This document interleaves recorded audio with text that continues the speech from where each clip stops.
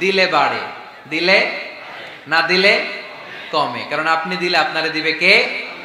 তবে গোপন অবস্থায় দেওয়াটা উত্তম। প্রকাশ্য দান করলে আল্লাহ কবুল করেন, ওইটাতেও সওয়াব আছে, কিন্তু গোপনে দান করলে বেশি খুশি হয় কে?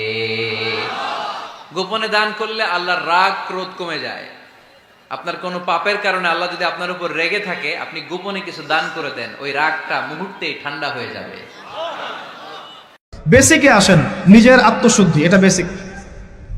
আলাইকুম আনফুসাকুম, নিজের নফসের খবর নাও, নিজের নফসটাকে পবিত্র করো, নিজের নফসের মধ্যে হিংসা ত্যাগ করো, বিদ্বেষ ত্যাগ করো, অহংকার ত্যাগ করো, রিয়া ত্যাগ করো, দুনিয়ার মোহ ত্যাগ করো।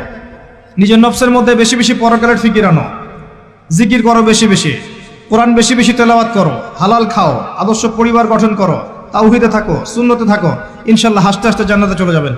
মোহতারাম হাজরিন, কোরআনে কারিমে আল্লাহ তাআলা বহু জায়গায় আল্লাহর অনুসরণ করার কথা বলে আবার রাসূল অনুসরণ করার কথা বলেছেন। আতিউল্লাহ ওয়া আতিউর রাসূল। আল্লাহ রাব্বুল আলামিন বলেছেন, মাইয়ুতি'আর রাসূল ফাকাদ আতা আল্লাহ। যে ব্যক্তি রাসূলের আনুগত্য করবে সে আল্লাহরই আনুগত্য করলো। আল্লাহ বলেছেন, মা ইয়ানতিকু আনিল হাওয়া, তিনি মন থেকে কিছুই বলেন না।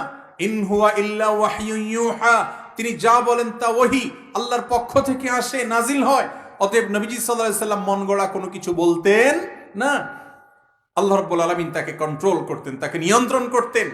বিধায় নবী করিম সাল্লাল্লাহু আলাইহি সাল্লামের অনুকরণ অনুসরণ ছাড়া কেউ খাঁটি মুসলমান হওয়া তো দূরের কথা, ইসলামের মূল পথেই কোনোদিন থাকতে পারবে না। এই জন্য আমাদেরকে সুন্নাত খুঁজে খুঁজে চলতে হবে।